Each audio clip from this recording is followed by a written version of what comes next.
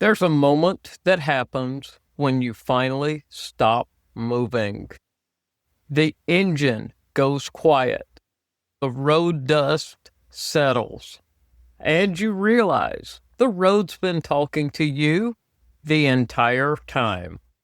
Not about where to go next, but about how much you've been carrying.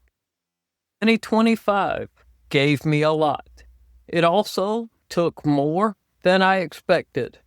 And before I roll another mile into 2026, I needed to sit with that for a moment.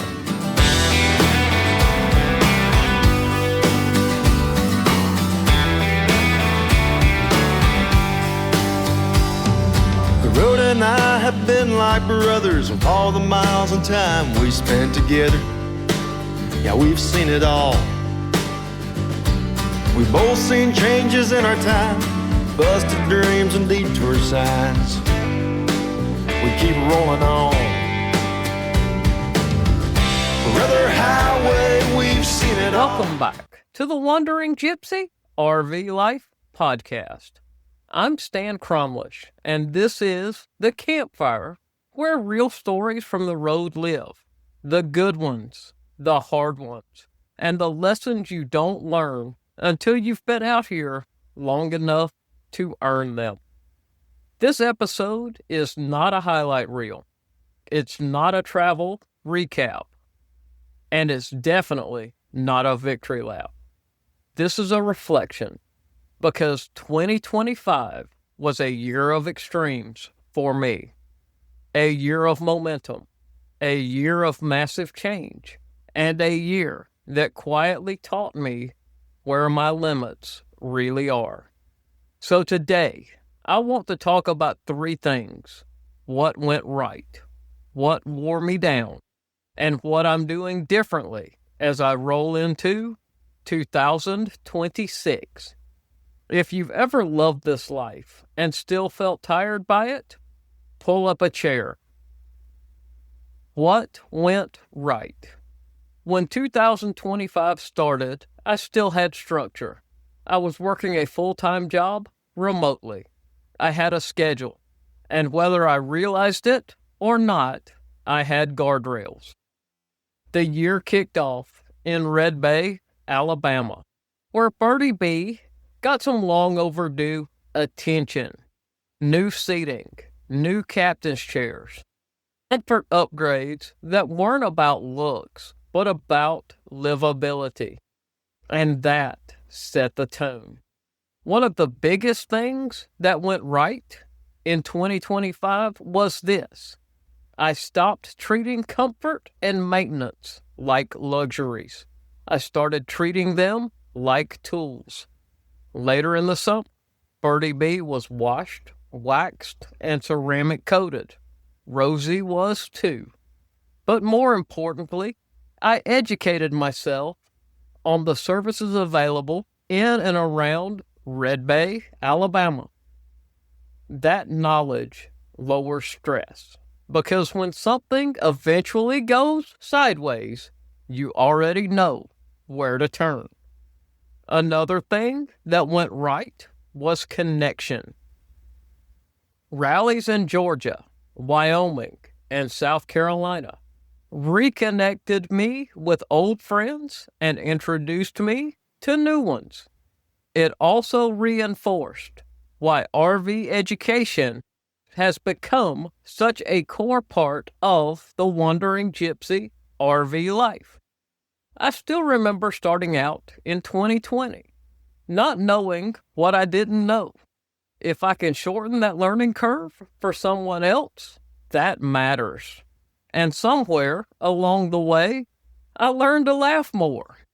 A lot of mishaps ended up in rolling smooth, from breakdowns to belly laughs. Not because they were fun in the moment, but because humor became a pressure valve. Maintenance stayed current. Small issues stayed small. And that discipline made the road easier to live on. What wore me down? The first half of 2025 was paced. And it was paced because it had to be. I still had an office requirement in Birmingham a few days a month, which forced planning and kept me geographically grounded.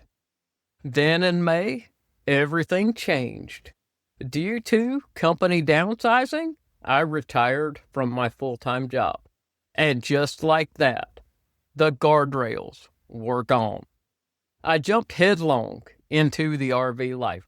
More travel, more content, launching this podcast, building partnerships, saying yes to opportunities that all made sense on their own.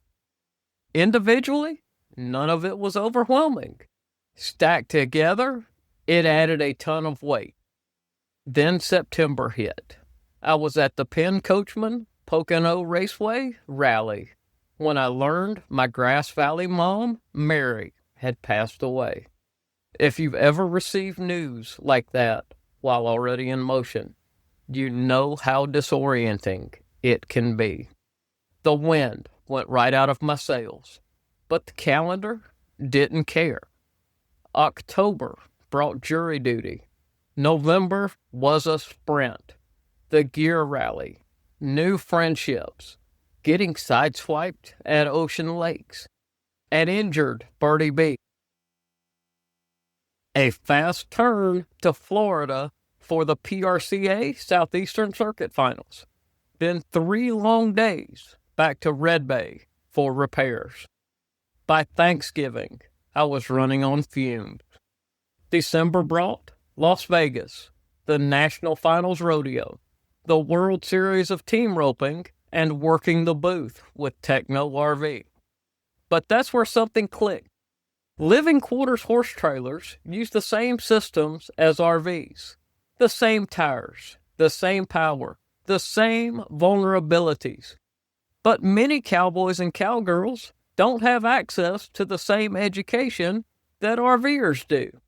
Not because they don't care, but because they're chasing that next event. Tires don't care about schedules. Systems don't care about deadlines. And neglect always collects interest. By Christmas, the fatigue caught up, quietly, honestly. What I'm doing differently in 2026. So here's the shift. 2026 isn't about doing less. It's about doing deliberately. January starts with the Tampa RV Super Show. After that, I'm staying put at Kickback Ranch for most of that first quarter. No stacked travel, no chasing momentum, just recovery, reflection, and planning from a place of rest instead of reaction. Right now, there are only 3 big commitments on the calendar. Tampa, the Family RV Association Rally in Perry, Georgia, and my birthday week fishing in Wyoming in May. Everything else grows outward from there, intentionally. I'm also planning to write more RV-focused books that lean into the equine side of this lifestyle, because bridging that education gap feels important, and it feels right. Most of all, I'm listening more to my energy, to my limits, to that quiet voice that knows when it's time to slow down. Thanks for riding along with me today. If you've enjoyed this episode, make sure you're subscribed, leave a review, and share it with a fellow wanderer. That's how this campfire keeps growing. You can find more stories, photos, videos, and everything Wandering Gypsy over at wanderinggypsyrvlife.com. And if you want behind-the-scenes extras, including that special video with Ned Ledoux, head over to Patreon and join the Wandering Gypsy RV Life Campfire Circle. That's where the deeper stories live. A quick thank you to Techno RV, my go-to for RV gear, safety tech, water filtration, and electrical upgrades. You can find the gear I trust using my affiliate link at technorv.com. To my Patreon community, you're the heart of this campfire. Your support keeps the wheels turning and the stories rolling. And a final shout out to my good friend, Doug Simcox, and his podcast, Beyond the Chutes. If you love rodeo history and cowboy storytelling, give it a listen. Until next time, keep your rig rolling smooth, keep your coffee hot, and remember, sometimes the best roads are the ones the GPS won't even show you. And not all who wander are lost. Brother Highway, we've seen it all. Through the wind and the rain and the snowfall. And no matter how far out I roam, I need you, brother, to get me home.